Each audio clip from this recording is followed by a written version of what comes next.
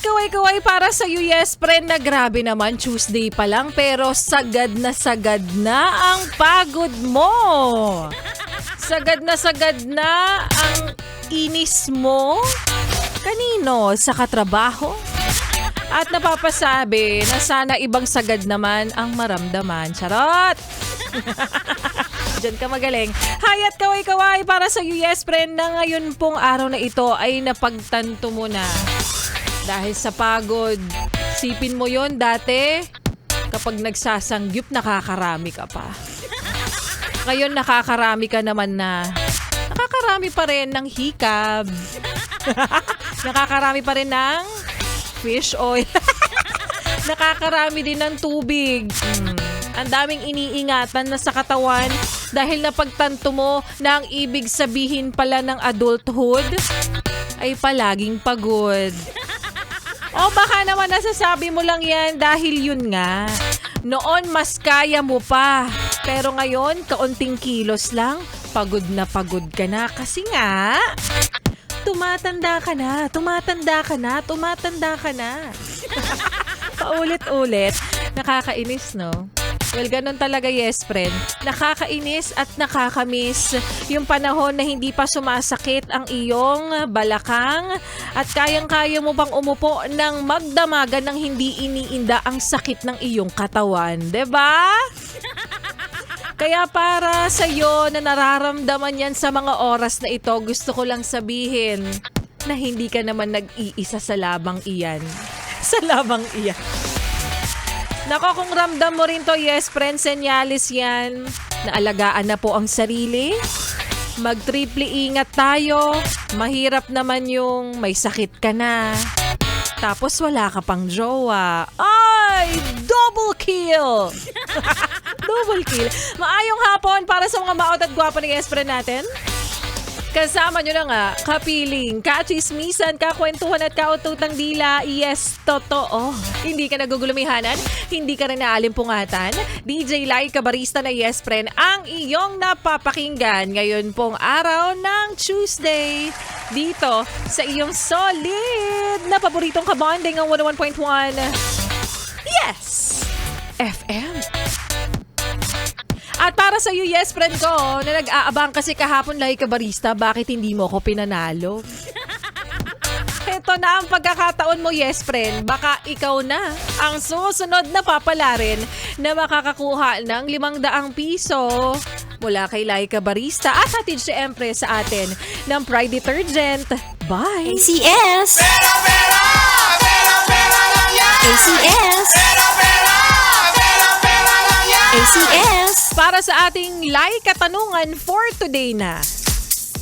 Ang Pride Detergent ang sagot sa makapit, madikit at napakalupit naman siya ng iyong damit. Ano naman ang tawag sa taong kakapit lang sa'yo kapag siya ay nagigipit? Is it A, seasonal friend, B, user-friendly, or C, kapit sa patalim? Again, Pride Detergent ang sagot sa makapit, madikit at malupit naman siya. Ano naman ang tawag sa taong kakapit lang sa'yo kapag nagigipit siya? Is it A, seasonal friend, B, user-friendly, or C, kapit sa patalim? Alam mo na yan, yes friend. Nako naman, no, paulit-ulit.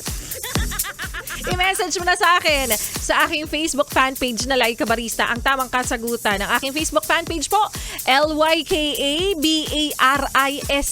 Laika Barista, yung may blue check. I-message mo sa akin, yes friend, ang tamang kasagutan. Maglagay ka na rin ng iyong valid ID at samahan na rin yan ng iyong numero o ng iyong number na nakarehistro sa e-wallet. 3 po ang kailangan ni Laika Barista at bubulagain na lang kita maya-maya kung ikaw na ang nanalo, ikaw na ang napili ko na maswerte ngayong araw na ito sa programa ko na makakakuha ng 500 piso na hatid po sa atin ng Pride Detergent. Bye! ACS! ACS! ACS! At kapalit ng mga ipinamimigay namin dito, yes friend, tulad ng ginagawa mo ngayon, napakinggan mo ko, narinig mo ang pangalan ko, Binanggit ko na ikay nakikinig ngayon sa 101.1 Yes FM, Yes Friend. Huwag mo nang ilipat ang iyong stasyon. Huwag mo na ring ipihit pa ang iyong talapihitan sa kalaban. Dahil mamaya, magbabalik pa sila ikabarista. At mamaya, sa aking pagbabalik.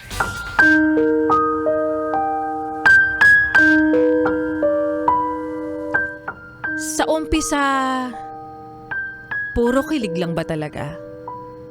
Na akala mo doon na papunta pero kabaligtaran pala ng kagustuhan mo ang nakatadhana. At yan nga, yes friend, ang kwento na ating mapapakinggan mamaya sa aking pagbabalik para po sa ating Laika Barista Moments. Paalala ni Laika Barista sa mga yes friend natin, lagi lang tumutok, abangan mo kung pangalan mo na ang aking i-announce mamaya at abangan mo dahil ikaw na yung susunod na mananalo.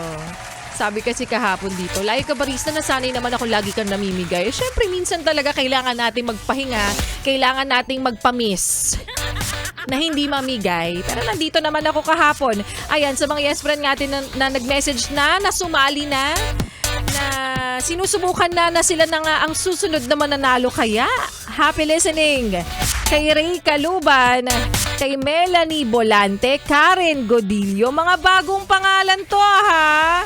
I love it, I love it. Again, uulitin ko, bagong pangalan ang gusto kong makita. Bagong pangalan ang gusto kong panalunin.